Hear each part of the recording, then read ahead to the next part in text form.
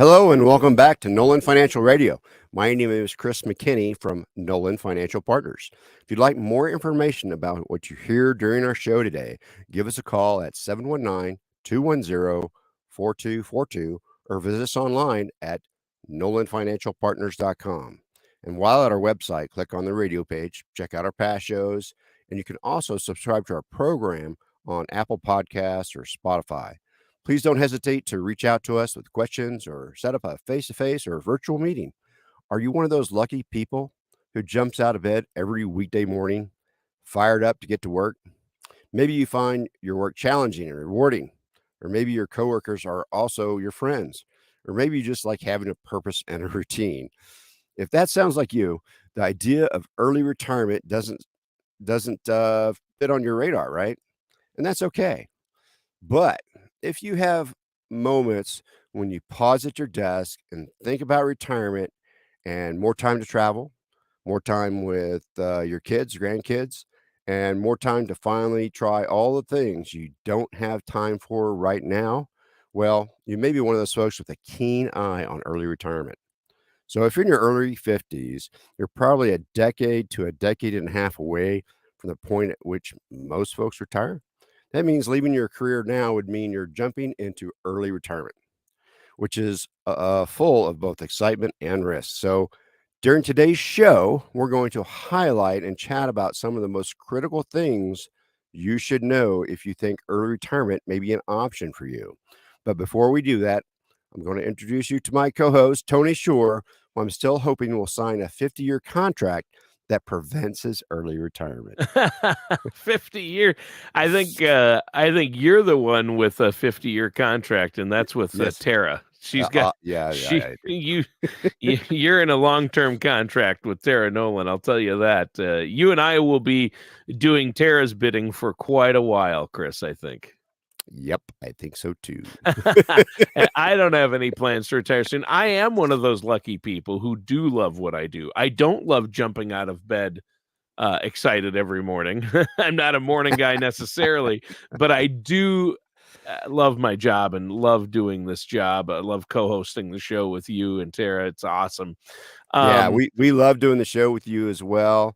We love meeting with clients, meeting with new clients, getting to know them and filling out their puzzle. So I don't know why we'd ever stop doing that. No, yeah, I think you'll be doing that for a long time yet. I don't know about 50 years, but a long time, right? Right. Yeah. Well, and this tell you what, when you retire from radio, I will. There you go. Yeah, I'm not retiring from radio until as long as my voice holds out, which so far so good, right? Yes. Yeah. Well, and Chris, I know you've been busy. I mean, Tara is off in Germany again. You've been meeting with a lot of clients and prospects and people to help them with their financial planning and retirement planning. And so I want to encourage our listeners out there or our viewers, if you're watching on YouTube or if you're listening on the radio or to the podcast of this episode, give Chris a call. Chris and Tara would be happy to sit down and talk to you and work with you on a financial plan. And again, there's no cost or obligation for that initial consultation. There's no cost, there's no obligation, but you can get a plan started or know where you're at, figure out where you're at, figure out if there's needs that you have or ways to improve your situation. And Chris can let you know that. And I think that's great, Chris. Now, we're going to jump into our topic. It sounds like a good one. I think it's easy for people to say, hey, all right, I've got enough saved up for retirement. What else do I need to do, right? I've got enough money for retirement. I think I'm going to make it. But I'm guessing from your comments that early retirement potentially has excitement and risk, and it's nothing to be taken lightly. You might throw us a few retirement planning curveballs today, right? That's right. You know, there's a lot of things to consider when you're going to consider early retiring, and that starts with healthcare. Healthcare coverage for more than 61 million Americans doesn't begin until age 65, right? So that means if you're not going to work anymore, you're not going to be covered by that healthcare plan with your employer. So you've got to create a bridge that takes you to Medicare. And so I looked at some numbers on that here in Colorado for somebody who is going to retire on about 50 grand a year. A mid-level plan could cost you $4,000 to $5,000 a year, and so that's significant amount of your early budget that will change quickly when you get onto Medicare. But you've got to make sure that you have a plan for that if you're going to retire before that age 65. And that's something that a lot of people do think about. But I just wanted to give some numbers out there so you can have a planning factor for what that might be. But you need to throw that into your plan. Well, yeah, obviously you have to think of it. There's a lot of strategies that has to be part of the plan. And you don't need to be a financial wizard to know that healthcare is expensive, right? I mean, That's right. Especially as we age. I mean, I've heard stats like $250,000 is what the average couple will spend in retirement on healthcare, or the Wow. costs they'll incur. It's unbelievable the amount that people spend on healthcare, especially in retirement. So you have to figure that out. And Medicare doesn't cover everything. And we've talked about that too. So No, they that don't. has to be a part of it. Yeah, and I mean, especially when you retire early, you're not going to have Medicare to cover it, right? you won't have Medicare to cover it, and then it gets complicated with prior existing conditions. I've had some clients that were medically retired for a prior existing condition, and so Medicare wouldn't cover it because they got a job, uh, disability for it, and so that they're saying that they're covered under that. So you can get into some really big problems with some things. So you got to be careful with how you do your Sure. Medicare as well. You really have to make sure you have savings to cover your out-of-pocket expenses Yeah. in I mean, if retirement. you decide to retire at 55, Chris, Yes. you've got 10 years of healthcare that you're going to have to cover out of pocket until you reach Medicare. So that's a lot of money, and healthcare is so expensive. I Yeah. mean, people say, well, there's Cobra insurance. I'll get that. You will. You know how much Cobra insurance will be for 10 years? Oh, I mean, it's it'll be astronomically stupid expensive, right? expensive. Yeah, you're better off using the Affordable Care Act Yes, uh, yeah. And go what to the if you don't 1%. qualify for one of the lower discounts? So you've got to make sure that Yes. you're able to cover your healthcare costs. And even if you do qualify and use the Affordable Care Act, still a lot of cost involved, right? That's right, because there's still deductibles. There's still things that that you're going to have to cover. Maybe you have to travel for your health care, but they don't see it that way. And so you're going to pay for that travel anyway. Yeah. And so you and your spouse are going to travel to get the health care that you need. Yeah. So that's So do why you so and many Tara, people. Mhm. I'm sorry to interrupt, but I was wondering if you and Tara, because of your work with the military, I know you're retired from the Right. military, and she's still works part time and does some things for the government.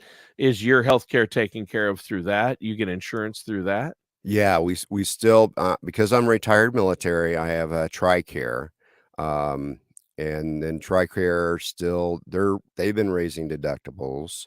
Oh, of It was course. $25, now it's $35 for me.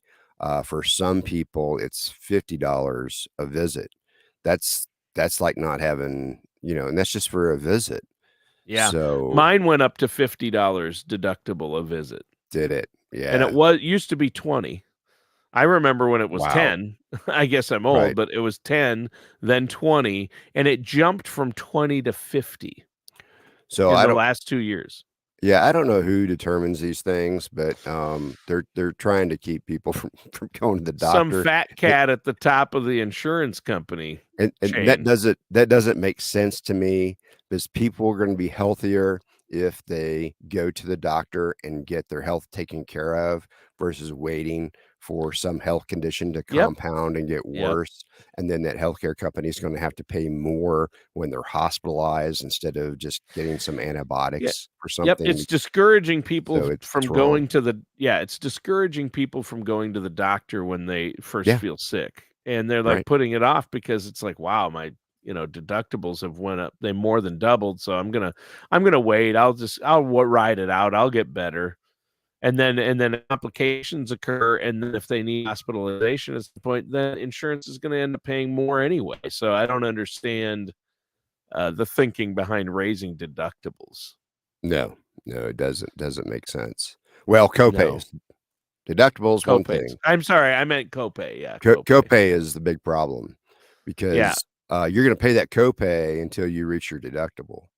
yeah, And I've never become close to that, but I might this year because of all the copays I've had to pay, yeah. Me too. and Yeah, they're just endless. And then sometimes I think I get double copaid on some of my visits because the way the healthcare system charges me. Because I'll pay at the office and then they'll send me a bill as well. And then what do you do? yeah, Well, you pay it. I mean, you can fight with them, but you're going to end up paying it probably. yeah. So I think that the different level plans with the Affordable Care Act is a solution here if you retire Yeah, early. But what you're saying, Chris, is if you're kicking around the idea of retiring early, you should work with a financial professional like yourself, a that's right. financial advisor who's going to look out for your best interest to make sure you have a good overall strategy in place for all your healthcare needs. Right. So that's something that we go over with our people, that our clients.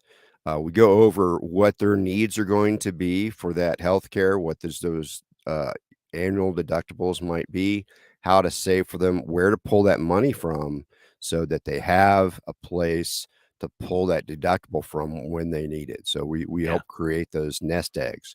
So they can reach us at 719-210-4242 to set up that complimentary appointment. So give us a call, 719-210-4242. Right. And so the next thing I would like to ask you about, if you're retiring early, Yeah. let's say you want to retire at 55 instead of 65 or 66 or 67, what have you, your full retirement age. Let's say you say, oh, I want to retire at 55 or 56. What about taking money out of you've saved, you go, I got enough money in my 401k or my IRA, Right. but you can't take that money out without a penalty then, right? If you're No, not you can't. 59 and a half, right? So 401ks and traditional IRAs, you cannot take money out of. There are withdrawal penalties before age 59 and a half, right? And those withdrawal penalties are 10%. So say you're in um, the 22% tax bracket now you add 10% to that, uh, throw on your state taxes. Now you're paying 37% on the money you're pulling out of that Wow. 401k or traditional IRA. That's over a third is going to go back to the government with taxes and penalties. So you really have to think about it. Now, if you've got an IRA that's funded with after-tax money, so Like a you Roth. like a Roth, you can take some of that money out, the contribution part, right? So you have to look at that, and maybe not. There's rules around it. So the Roth has a little bit more options on that, but you want to make sure that you are taking the right money from the right place so that you don't incur those early withdrawal penalties, because that can really degrade your funds in retirement, and then therefore change what you can do with that money, Right. right? Right. Well, I mean, yeah, obviously, let's say you have a traditional IRA and you take 20 grand out of it before you turn 59 and a half. Yep. You're actually going to have to pay $5,000 in taxes and penalties. So instead of Yeah. having the full 20,000, you actually have 15, and potentially losing $5,000 of your money, making that kind of withdrawal is enough to convince people not to do it. So that is a drawback to retiring early. Again, it just illustrates why if you're retiring early, you should have a plan anyway for retirement, and a financial plan in place, and be working with a financial advisor like yourselves. But if you're retiring early, it becomes even more important. Yeah, and so we talk about this withdrawal, like it's an option. For a lot of times, it's not an option when you're fully retired, because that's where all your money is. So you Right. have an expense that comes up, you've got to pay it. You're gonna pay those penalties. You're gonna draw the money so you can take care of a situation. And so don't put yourself in the situation where you have to withdraw something that's going to cause you a penalty and put you in a bad tax bracket or do something like that. So, Yeah. Well, you need a plan. what's another drawback of retiring early? What's something else our listeners might not be aware of if they're thinking about this? Well, the other thing that, people don't realize is how much money you really, are making on your money, those last 10 years that it's in those, retirement plans, right? Um, so, you say for 30 years, you save money, you save $250 a month for 30 years, and that's about 3,000 a year. So that's $90,000 you saved, but because of the compound interest, it's probably up around 240,000 Right. that's in that account. So that's pretty nice, that you took 90,000 and you got, almost a quarter million. But guess what? If you wait another 10 years, what does it do? It doubles. It almost doubles. That's amazing. Yeah, the power of compounding interest is nothing to sneeze at. It is That's right. awesome. I mean, if it's on your money that's growing, not if it's on money you owe, it's bad. But if it's on money that you're being paid compounding interest on That's this right. money, whether it's in the markets or in a certain account where you're making interest, that compounding interest, that's why they call it the eighth wonder of the world. It's amazing. Yes. And so what you're saying, I think your point here is, Chris, if I can clarify, is that if you retire early, if you retire at 55 instead of 65, you're missing out on 10 years of compounding interest. 10 years of compounding interest of the most money you've ever had. Right. Yeah. Okay. Yeah. Yeah. That's huge. Yeah. So if you can double your money in about 10 years, it's like, "Oh, that really would change my, retirement plan," right? If I have double the money that I had planned on having at 55 versus now, if if you won the lottery and you got $3,000,000, do you need 6,000,000? I don't know. That's up to you. That's how you spend money. But if you're in like most Americans that have about a million five saved up, you know, that's where you wanna be. But if you got something less than $500,000, you really need to consider working a little bit longer than age 55. Yeah. Yeah, good point. And it goes to show it's not like we're sitting here saying you can't retire early. It depends No, on your situation. there's a lot of But factors. I think a lot of people don't, they think, hey, I've got this amount saved up. I can retire early, but they are not thinking about all of these aspects. And that's Yeah. why I think it is hugely important that we're talking about these today. I Well, really do.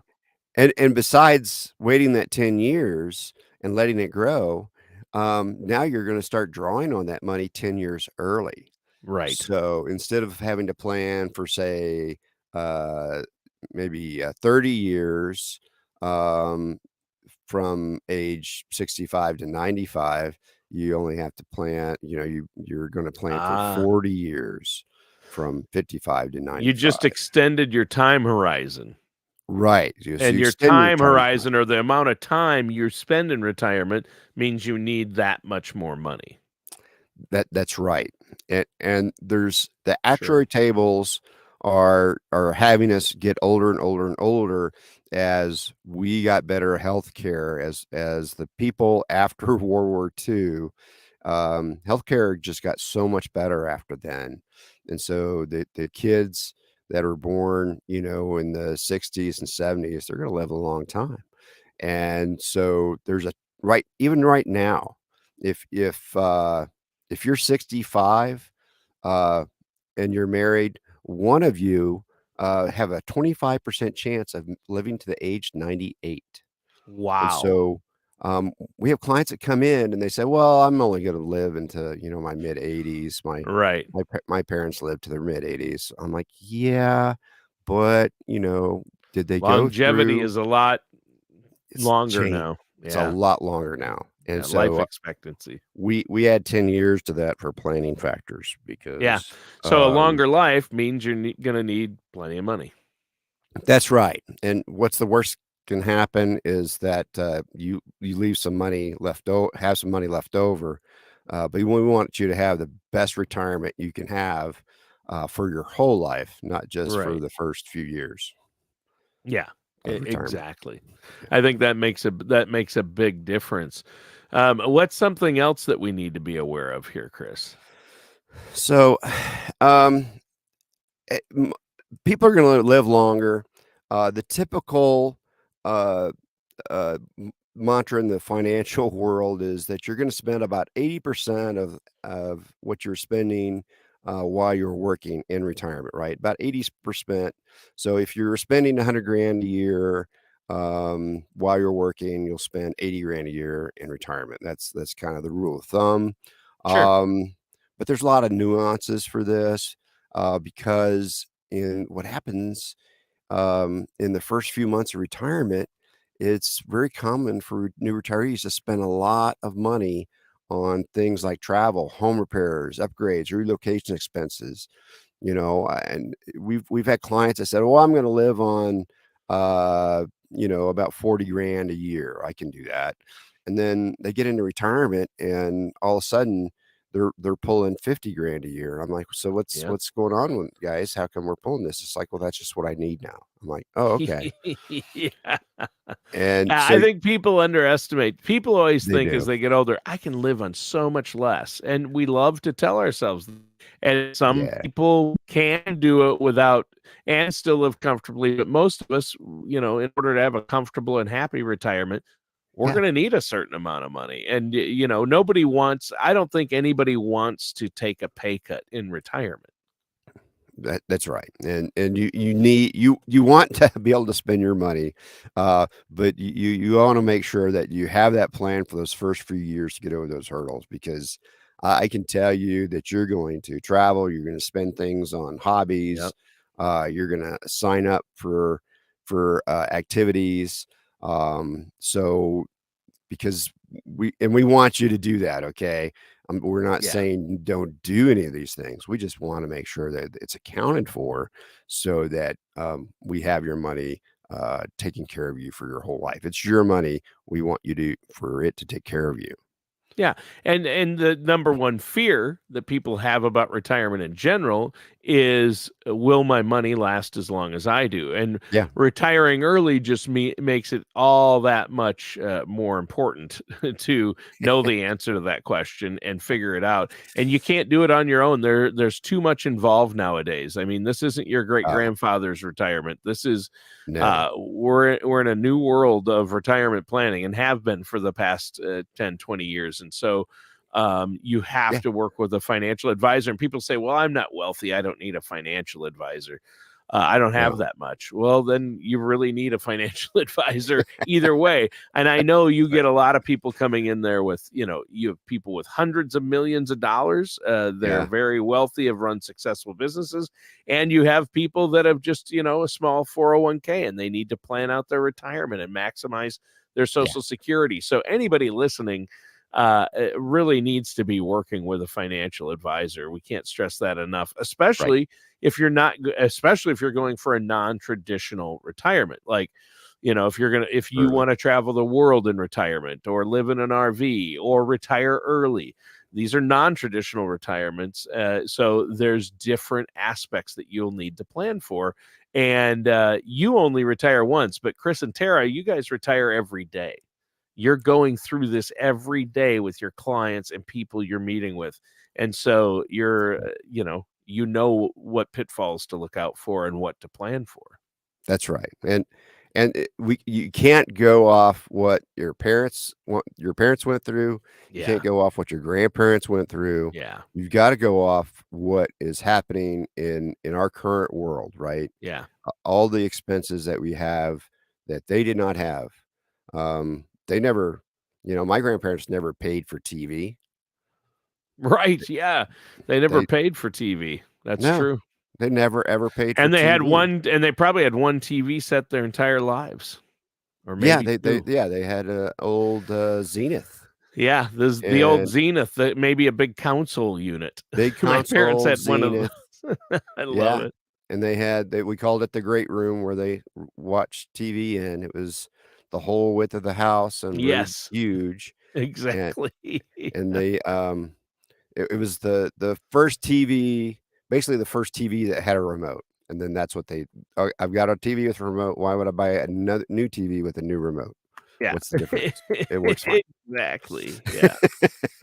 I love it. It's so funny. I remember as a kid, those old TVs. I remember, what my parents used as a remote for their TV? Remote control? Me. Yeah. Son, go up, change the channel. Go up and adjust the antenna. Go up and turn up the volume. Yeah. We want to watch Tony, go turn that down. We want to watch this channel now, so go adjust turn the antenna, the cross switch to the TV. I actually remember. I'm old enough to remember that. That's sad, isn't it? Oh yeah, no, I must be getting old. Well, hey, and in my defense, that technology accelerated very quickly. Once you're out of the 80s, it once you hit 1990, that TV technology just rocketed. Yeah, yeah. From cable to satellite cable. Yeah, from 1950 to 1989, it was roughly the same. We added a remote control is about and color. We added color, then we added a remote control, but really not much difference. But then sometime in the 90s, the technology started to change, and then boom. Yep. Yeah. Cable's on its way out now. And yeah, cable's gone. Yep. Except for internet. It's still the best for high-speed internet, but other than that, there's not many people utilizing it. Well, it's too expensive because all the providers have to charge them a couple bucks a month, and they just can't afford it. Right. And so the providers would just soon charge us directly. Yeah. Yeah, that's crazy. But it is, there are advantages and disadvantages. The great thing about streaming services is you can cancel them at any time. You can turn them off and turn them back on. Yes. So we're taking a break from the network services over the summer because they don't have new programming over the summer. Ah, okay. Yep, that's true. We're going to take a break because of the writers' strike, right? Oh, that's right. We're going to take a forced break, even if you want to watch TV. They're not going to be new once they run out of what's made, and no live shows, no late night talk shows. No. Those are done until the strike is over. Yeah. So, and I miss it because I like watching the late night. I like watching Stephen Colbert and I do. Shows. It's a softer way to get my news. Yeah, it is. It's fun. It's like, hey, we can laugh at the news instead of cry.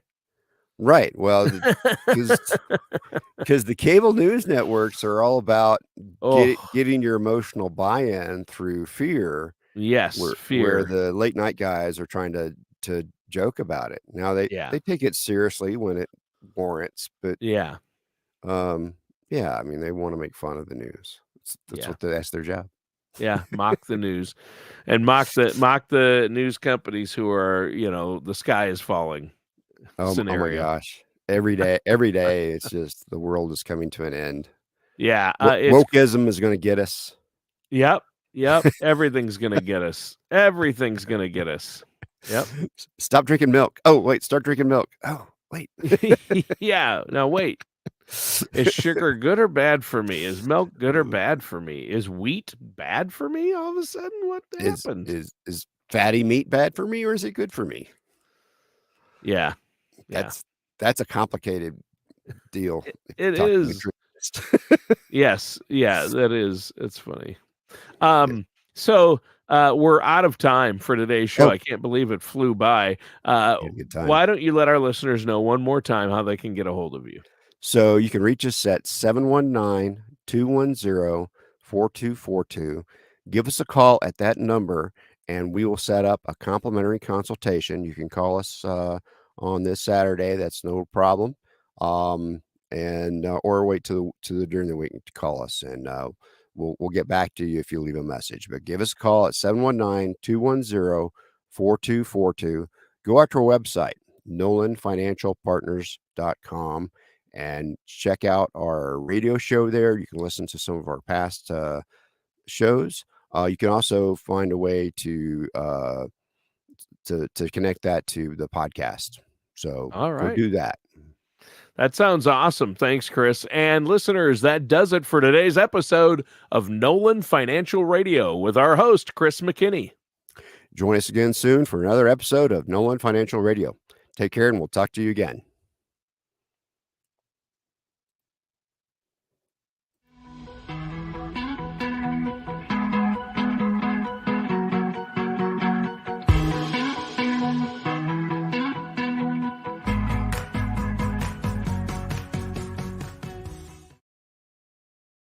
All right.